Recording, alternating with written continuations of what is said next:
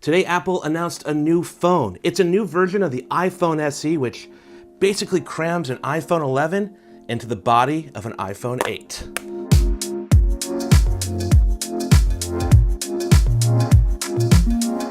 For this new iPhone, Apple basically took the iPhone SE recipe from 2016 and revamped it for 2020.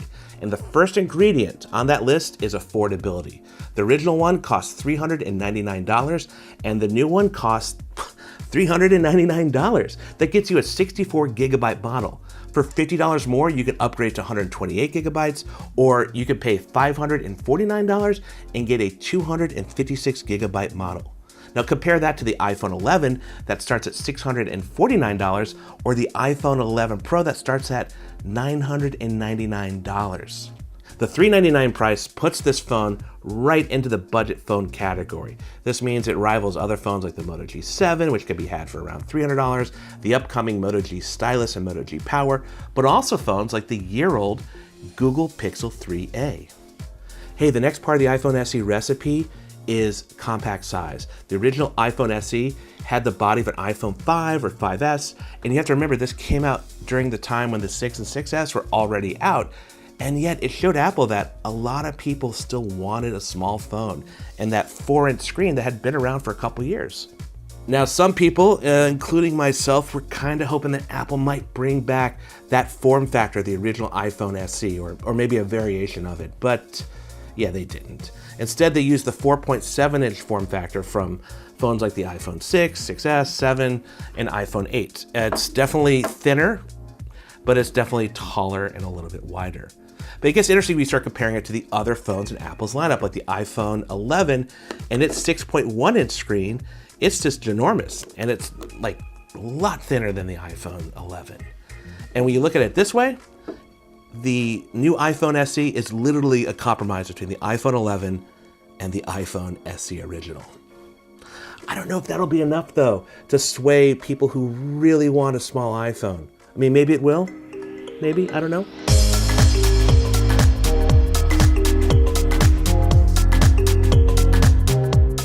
Okay, so one thing is kind of underappreciated about this new iPhone SE, at least I think, there's no notch. There's no ugly notch, and that's because this doesn't have Face ID. Instead, it uses Touch ID and that haptic button on the bottom.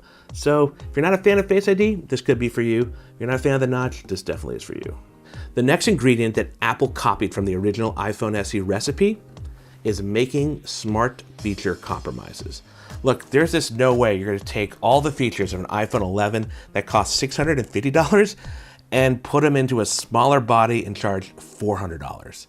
That's just not gonna happen. In fact, the original iPhone SE had many of the same features as the iPhone 6 and 6S, but it didn't have all of them. It had like the camera and the processor. So what do we get in this new iPhone SE? Well, we get the A13 Bionic chip, we get a True Tone display, we get wireless charging. We get fast charging. You gotta pay extra for the fast charger. You also get a phone that's rated IP67 for water and dust resistance, meaning it could be submerged under 1 meter of water for 30 minutes. I think those are some pretty good features.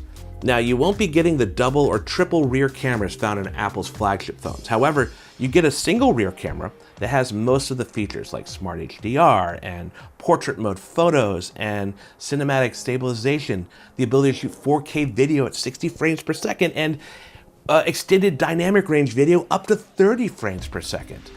That's pretty amazing. So what's on the back of this phone? It's got a 12 megapixel camera that has a 28 millimeter f1.8 lens.